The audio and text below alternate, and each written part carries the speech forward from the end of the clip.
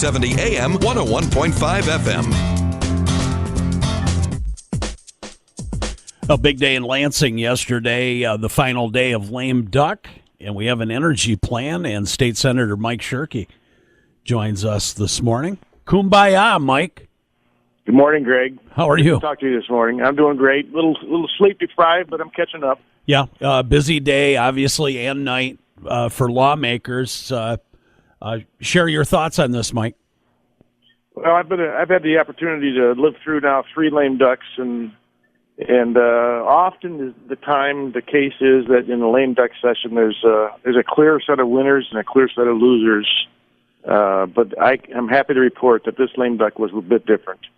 It started out with some pretty contentious issues that still need resolving, but they just weren't ready for prime time yet. And the elephant in the room, of course, has been energy policy in Michigan for the last couple of years. Mm-hmm. And I am pleased to report, this is Mike Shirkey's opinion, and I hope others will agree, that I think we ended this lame duck in a very sweet way. There were no losers, but there was one clear winner, and that is ratepayers and citizen taxpayers in Michigan, because we now have an energy policy that establishes a firm foundation where everybody can be successful, our very important incumbent utilities, and, of course, our businesses and citizens across the state that need energy to be successful. So it was contentious at times, mm-hmm. and there was some pushing and shoving going on. But at the end, we had a strong bipartisan support in both chambers. I'm proud as hell of my colleagues in the House who stood strong and helped ensure that it was a very balanced outcome. And I really believe in my heart that this was a demonstration of how the legislative process can actually work, where there's sides that are opposed on fundamental issues, and there's a pathway found to resolve those in a way that nobody loses. And so I'm pretty happy this morning, if you can tell by my voice. Mike, what changed? Now, we talked to you 2 weeks ago. You were certainly opposed to the legislation. What changed? Because I know you voted in favor. I did vote in favor. What changed was there were some very important elements in the policies, the bills that came out of the Senate that really inhibited competitive markets and the opportunity for those who want to exercise their choice in the markets. And so we were not able to get those provisions. I call them poison pills. We're not able to get those resolved in the Senate. And so the bills came out of the Senate, went to the House, and through some long, tough negotiations, ultimately required the governor and his staff to get intimately involved in the final negotiations.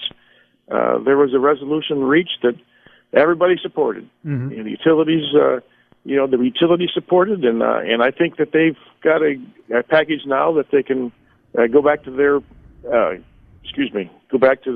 employees, but and their investors and their boards.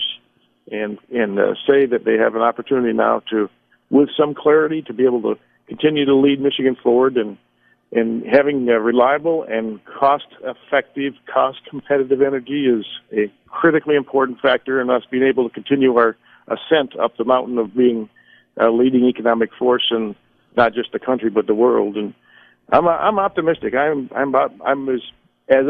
This reminds me of the feeling I had 4 years ago this time when we did this little thing called labor freedom, right to work.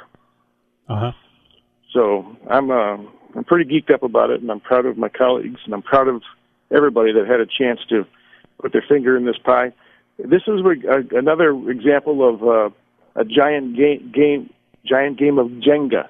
But in this case, any piece, how you play that game and you take pieces out until it collapses. Well, in this case, it's any piece removed, mm-hmm. from the Michigan Chamber to the Grand Rapids Chamber to the Energy Choice Coalition to the utilities and the Energy First group that they represented that were advocating for their positions. Any piece removed could have caused the entire thing to collapse, but it all stayed together, and so we can put this behind us. There's still work that can be done in the future, but it's stuff that we can do incrementally, build on a foundation that we should all be comfortable with.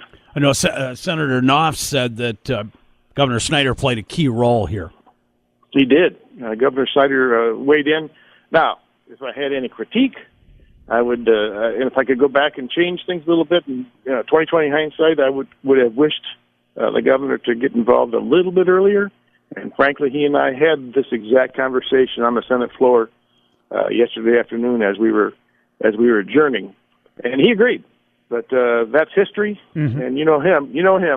That's history now. Let's keep looking forward to his relentless positive action. So there were plenty of opportunities, lessons learned in this process. It was a huge educational experience for me, and I'm looking forward to continuing to add that to my toolbox and doing my best to represent the people of the 16th Senate District.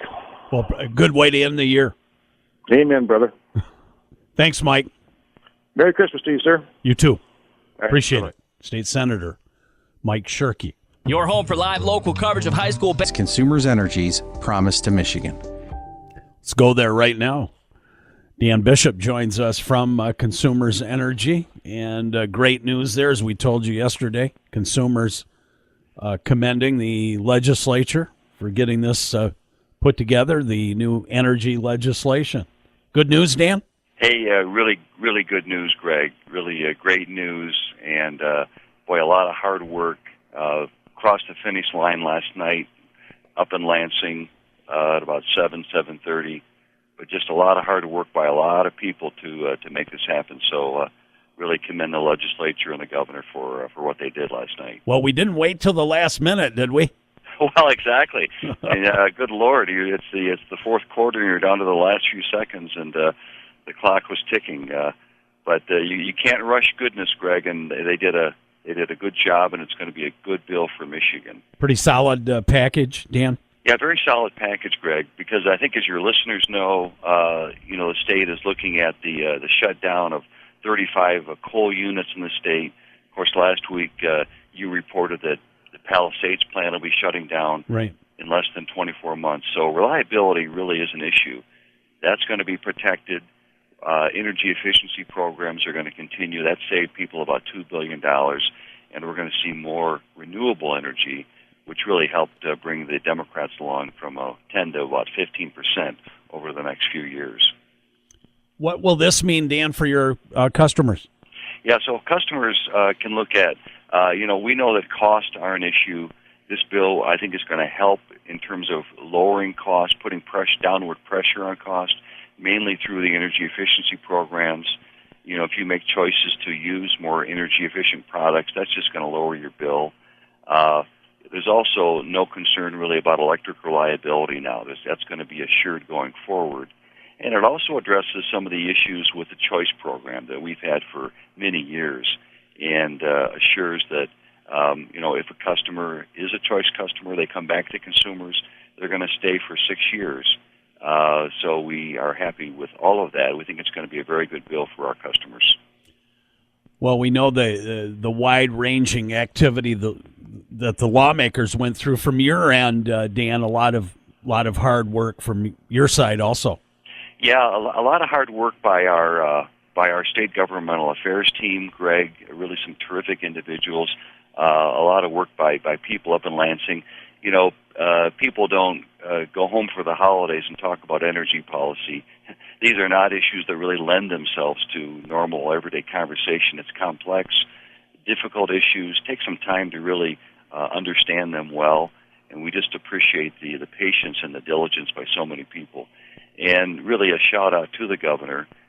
He came in at the last minute, helped to broker a deal within the Republican caucus, and really help move this forward. So hats off to Governor Rick Snyder. Was that the push that was needed, Dan? That seemed to be the push, Greg, the answer, the way he framed the issues that really made a big difference, and really a credit to his political skill in that respect. So big majority. You needed 56 votes, Greg, to get it out of the House. Unclear what would happen, but it ended up passing with 79 votes. Big majority, bipartisan majority, and folks on both sides of the aisle can feel good about this. Fair to say a comprehensive plan going forward? Absolutely, yes, sir. So the last bill really was 8 years ago. badly in needing of an update. This will take us many, many years into the future. It's good news for Jackson, Greg. It assures a solid footing, for Consumers Energy, one of the very largest employers here in town, and it's just good for all of our area businesses and people. Dan Bishop from Consumers Energy. Dan, thanks for the visit. Have a great holiday. Hey, you too, Greg. To all of you and yours at WKHM, thank you.